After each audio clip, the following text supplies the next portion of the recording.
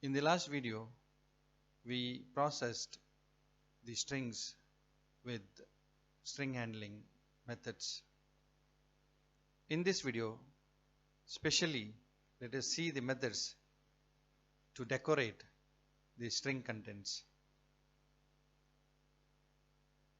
That means aligning the string contents by padding additional spaces, removing extra spaces from either side or both sides of a string, then copying the contents of a string onto the clipboard as well as pasting the contents to the clipboard. Finally, let us consider all these string handling as well as decoration methods, apply them suitably to solve the string related problems. It is possible to justify the contents of a string with right just, left just and center methods. The rjust and ljust methods return the padded version of string they are called on with the spaces inserted to justify the text suitably. The first argument to both methods is an integer length which specified the number of white spaces to be added to justify this text either to the right or to the left. Here is an example. Let us take up the string hello and let's right justify this text with the integer length for the justified string 10. This is a total size of a string is now 10 and accordingly the spaces are being added to the left side. If we call the same function with the integer 20, the length of this string becomes 20 and additional white spaces are added suitably.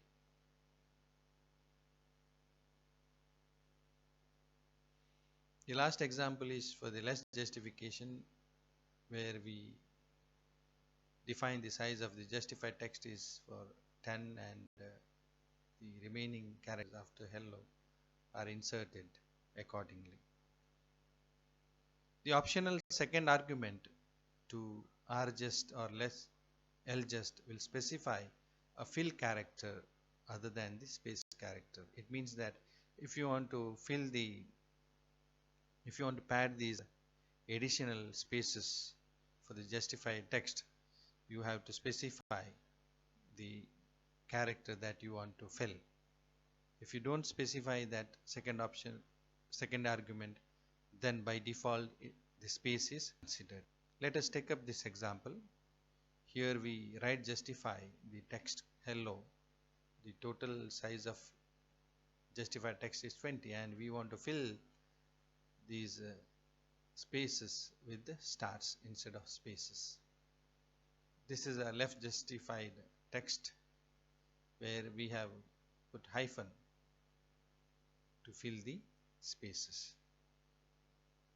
The center string method works like the left just or right just, but centers the text rather than justifying onto the left or right. Let us take up the example. Hello.center 20. 20 is the total size from here to here, 20 characters, and hello is being justified to the center. And also we can use the second parameter to fill the spaces. Here we are using equal. Total size is 20 and hello is being placed in the middle of the string and remaining characters are filled with equal sign. These methods are especially useful when we need to print data in a particular format, for example in a table or in a specific pattern. In such situations we have to use these L-just, R-just and center to decorate the, uh, the string contents accordingly for the better display or for the suitable display. Let us take up the example to illustrate the role of string decoration methods in displaying the dictionary contents. In the last video, we had created a dictionary of items ordered for the arrangement of a picnic. Let's display these contents, the contents items as well as the quantity ordered for the picnic in the tabular format. First, let us write the function to display the dictionary items, that means items and the quantity in the tabular format with the suitable caption. This is the function. We create a function print picnic, and this is the dictionary argument, and this is the width for the item name, and this is the width for the quantity. And we first display a caption saying that picnic items. Normally we place that caption at the center. Definitely we have to fill the remaining spaces with the hyphen. Let's use a hyphen. And what is the total size of this justified text is left width as well as the right width, and we have to align the entire text onto the center, and remaining characters should be filled with hyphen. Then for each item from the dictionary, what we have to do is we display the first item, that is a key. Key is nothing but the item. We justify onto the left side and fill the remaining character with the dot, and we concatenate the quantity.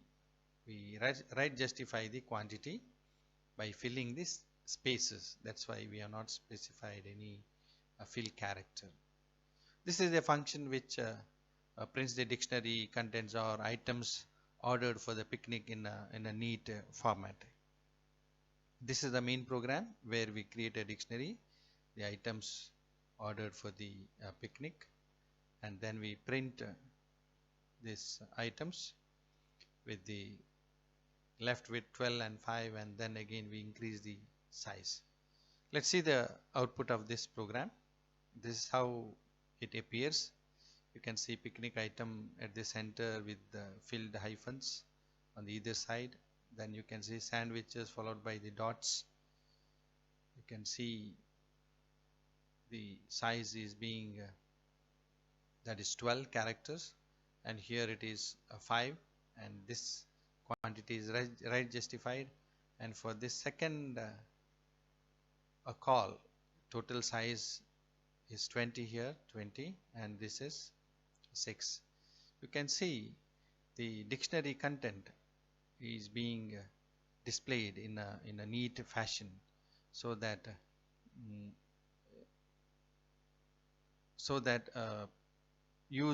end user or a customer or whoever the user of the application can unambiguously see the details in a neat format. Thus, the functions RJust and LJust and center allows us to align the string contents neatly, so that we can present the contents in a better way for the display as well as for the printing. Sometimes it is necessary to remove the white spaces from left side, right side, as well as from both the sides. For that we have special functions in Python. They are a strip method which will return a new string without any white space characters at the beginning as well as at the end. Similarly, we have two variations of strip methods. One is lstrip and rstrip methods, which will remove whitespace characters from the left side as well as right side respectively. Let us take up the example for the illustration. We have a function, we have a justified that the string that is justified at the center to the center,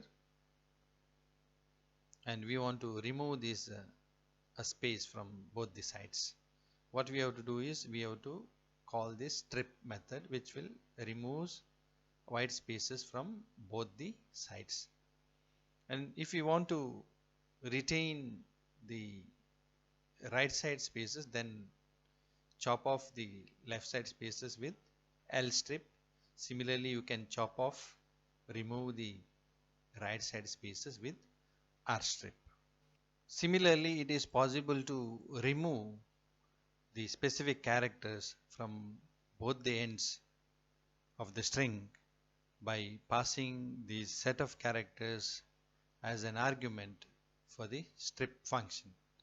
Let us say let's take up the example with this string, and we want to remove this spam.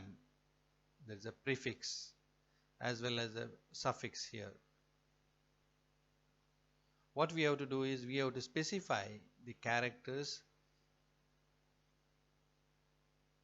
as an argument. The characters are AMPS. There is no ordering. You can have any order, even you can specify S at the beginning, but you have to specify which are all characters you want to remove from the string. And definitely if you use the strip method, it removes characters AMPS from the left side as well as from the right side, and you will get only this string. This is how you can even remove the unwanted characters even from the string as a pre-processing step while recognizing the interesting lines or while recognizing the important patterns which appear in a line of text or in a file having the number of text lines. We have a special additional module for Python called pyperclip module, which has copy and paste methods to send a text as well as to receive text from the computer's clipboard. You can send the output of your program to the clipboards so that you can paste that output onto the email or word processor or to the other software. Similarly, the other application writes onto the clipboard, and with the help of paste function, even your Python application or program can read the clipboard for further processing. We know that pyperclip does not come along with the Python installation. You need to install this module with the pip install pyperclip. Installs the pyperclip module onto your system. Here is an example. We need to import this module, and pyperclip.copy will copy this content onto the clipboard, and whatever the contents which are available at this particular time will be returned with the help of paste function. Paste function will capture the contents of a clipboard and returns as a string. As I said, if some other program changes the clipboard contents, definitely you can access those contents with the paste functions like this, and you can even process the contents accordingly if needed. Let us take up the real world applications First is a password locker. As a user of a computer and web, we register ourselves for different websites, different applications, and it is not good idea to have a single password for all these applications and websites. We give different passwords and it is hard to remember these passwords. And let us apply the concept of data structures and string methods to have a very simple password locker, which is not very secure, so that by giving the account name we can retrieve the password and we can copy onto the clipboard, thereby we can log in to a specific application. Here is a program. What we use is we use a dictionary, the data structure, key is the account, maybe Facebook account, Gmail, or bank application, or locker, whatever, and the value is the actual password. Here we take up the simple text characters as a password. It's not encrypted one, and we search the dictionary based on the key, and then we copy the password onto the clipboard, which can be later copied onto the application for the login. And we can even have a application with the command line arguments, wherein we can pass this locker application name followed by the actual the account name, so that we immediately get the password onto the clipboard, which can be pasted onto the application's login page. Let's take up this program. We have created the dictionary called passwords with the key, email, blog, luggage, etc., and these are the passwords. And we are importing two libraries. One is system library as well as pyperclip library. If the number of arguments are less than 2 for the command line arguments, then we quit the application. Otherwise, we retrieve the second argument, which is actually the account, email or blog, whatever, and we search that account in the dictionary called passwords, and on success we copy that password onto the clipboard with the method pyperclip.copy. If there is no such account, then we display the suitable message onto the user, and after copying also we display a message to the user, so that user can paste that clipboard onto the password field of the login page for the application access. So this is one real application or example which utilizes the data structure as well as the string method, that is clipboard copy, which is a method defined in pyperclip module. Let's take up the second real world example.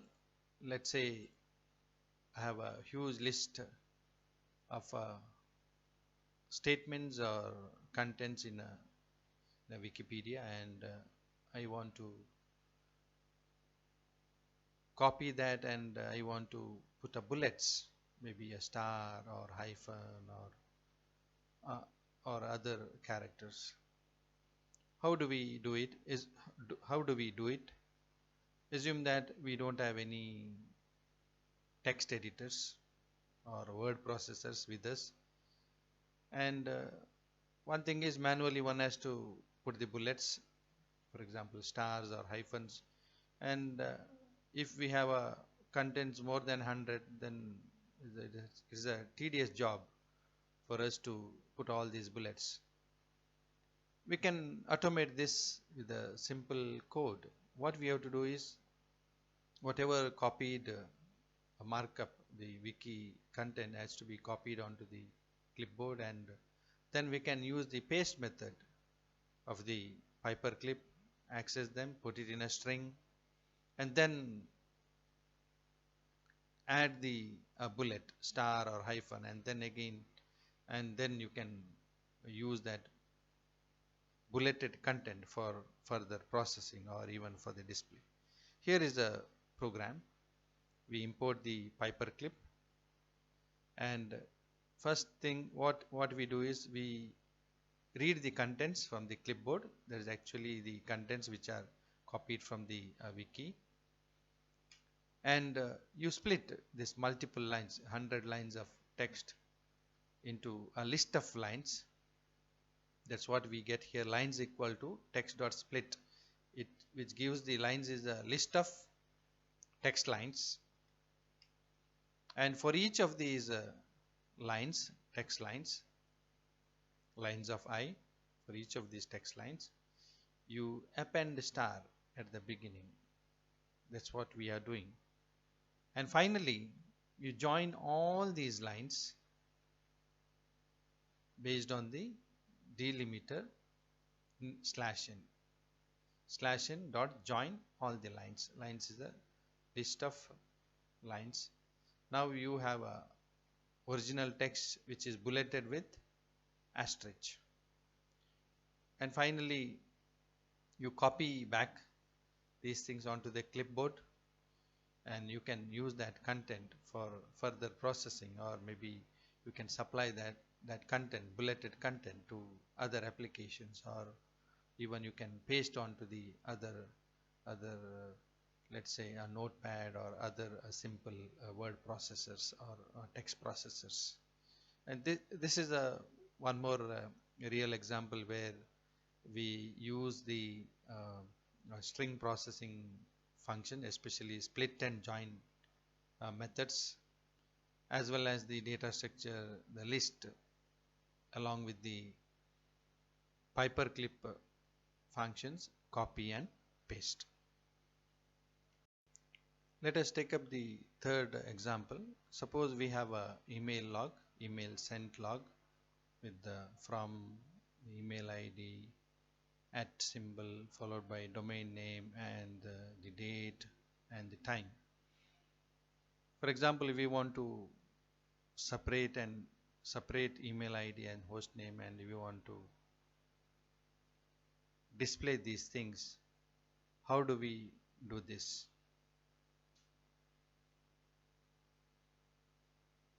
As we know, email address has got two parts. One is a email ID and second part is a host ID. These two parts are separated with @ symbol. What we have to do is we have to identify first the location of @ symbol, and then we have to extract the domain name accordingly. Let us take up this string. This is a email sent string that's received from, this is the email ID Stephen dots, and here is the @ symbol, and you can see uct dot some text, and this is the domain name. Then you have a space followed by the day of email sent, timing, etc. First, what we have to do is we have to identify the location of @ symbol. For that, we have a function in Python called find, which works on a string. This is the data.find. We find the index of this @ symbol. The location of @ symbol is returned with this statement, data.find @. Here we can specify even a substring. This find method will return the index of the first matched character. If you specify multiple characters here we are interested in to search for a substring and having only one character. Now once we have this position, next we have to identify the space after this position. We have to search for this. That means you start searching the space from this location onwards. At position gives me the location of this, and from here you search for a space. This is a space. We have a first argument, that is the I am looking for a space, and this is the position from where to start. This is a second optional argument. Here it is from the beginning, that means it is from 0, comma 0. Here it is at position, and this gives me a position of this space. And now character from here up to here I have to access, and that is the domain name. And how do we access? We can use the slice operator. Data dot at position plus 1, that is from here up till here, that means up to the space position minus 1, this string is retrieved, and this string is the actual host name, and you can print the host. This is how the find method, we are going to see this method in the subsequent videos in detail. This find method is used to get the index of a particular the position of a character or position of the matched substring in a given line of text, and thereby we can identify the interesting the portion of a text for further processing. This is one more real example where we can use the string methods to extract the relevant and specific information from a given line of text. Here it is a one line of email log. Let us conclude this session. We have a number of string methods to align the string contents as well as to remove the unwanted characters or spaces, tabs, etc. Thereby we can decorate the string for better display or print. We have a special module called pyperclip module, which has functions, methods called copy and paste, may be used for copying the contents onto the clipboard, as well as we can use the paste function to extract the contents of a clipboard. We have demonstrated different real world scenarios with the help of the advanced data structures and string methods, and we found that the use of suitable data structure and the string method results in a compact and efficient Python application or a program.